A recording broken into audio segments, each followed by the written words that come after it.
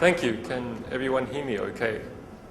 I am a writer really now by profession, so I can be very softly spoken.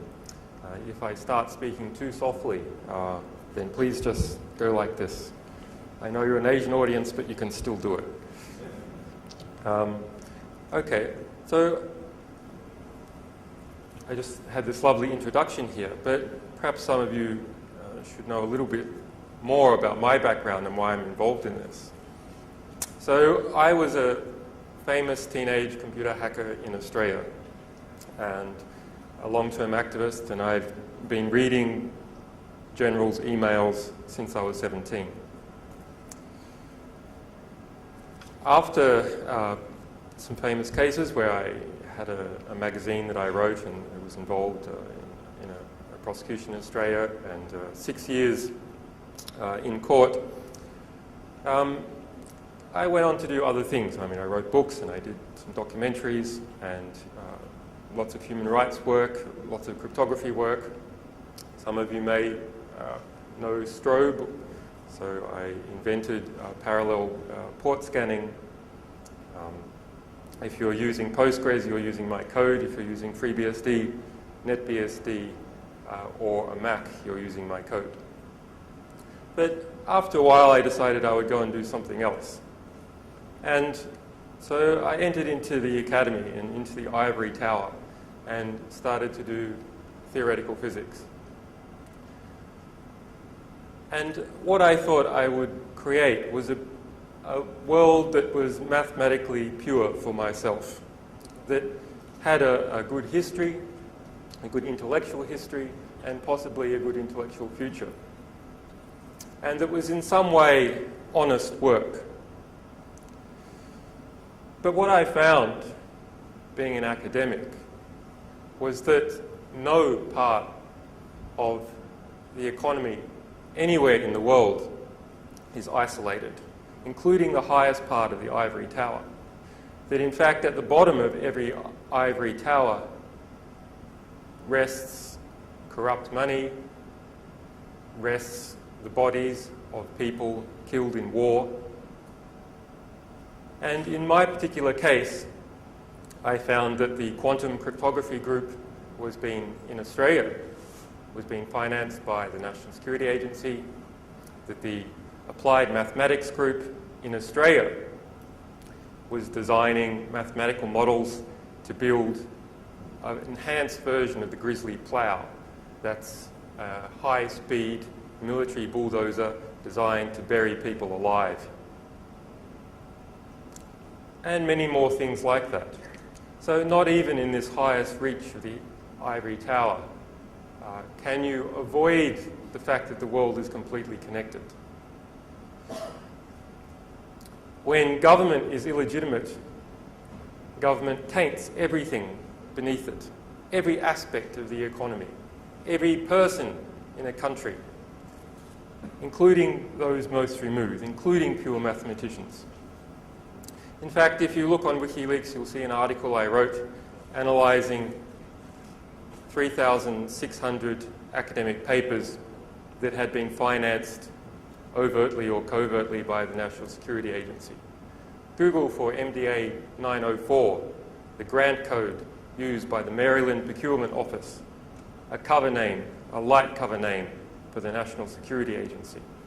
Google for grant code MDA 903, a cover code used by the Defense Intelligence Agency, funded many, many so-called pure papers of academic research. The CIA has funded papers supposedly by anthropologists and people interested in stress, covertly to determine the most efficient way to torture people. Nowhere is free from the illegitimacy of corrupt, morally or financially corrupt government. So having discovered this, and also having many journalistic friends and activist friends, we decided to do what we could to make government and organisations more legitimate.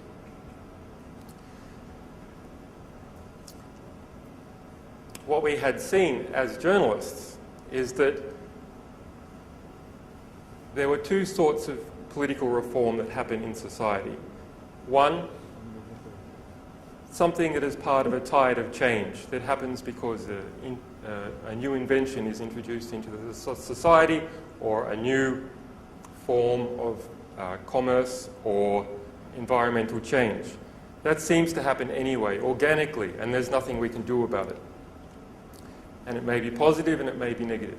But there are other aspects of reform that don't have to happen. Sometimes they do and sometimes they don't. And those parts of reform are seeded and created by unauthorized disclosures.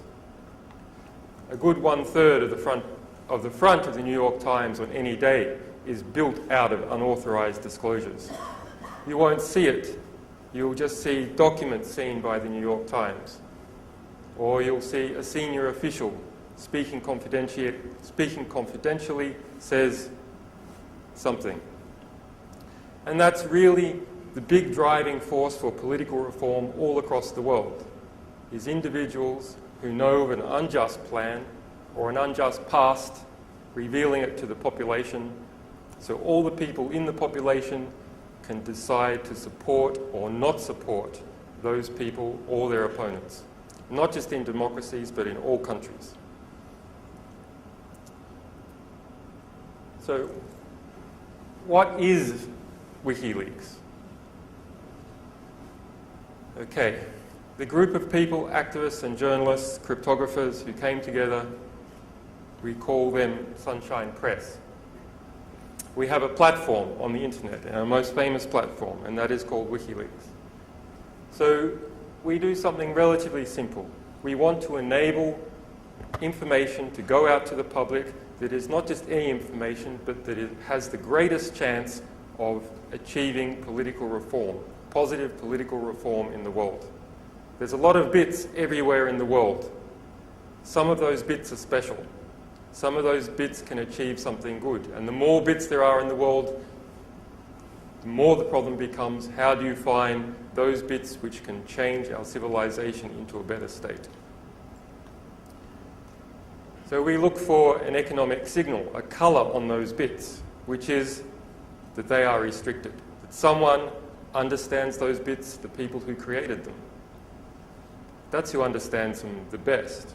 And they have restricted them from the public because they understand that when that material is released, it makes it harder for them to carry out unjust plans, because those plans will be opposed. Or if they have carried out such plans in the past, the anger from the discovery will cause people to take away some of their power. Okay. So to get things to the public, you need to protect sources who want to disclose, and you also need to protect your ability to publish in the face of attack. And people like to say that the internet is a place of free speech. Nothing could be further from the truth. What the internet has allowed is publishers to publish cheaply. And with that vast influx of new publishers, some of those publishers are motivated to protect what they are publishing.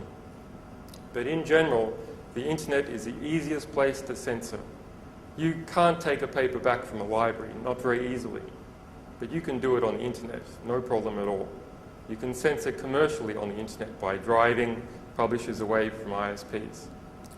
So protecting publishing on the internet is not something that comes about as a product of the internet itself. It needs something extra. We don't publish everything because there's too much to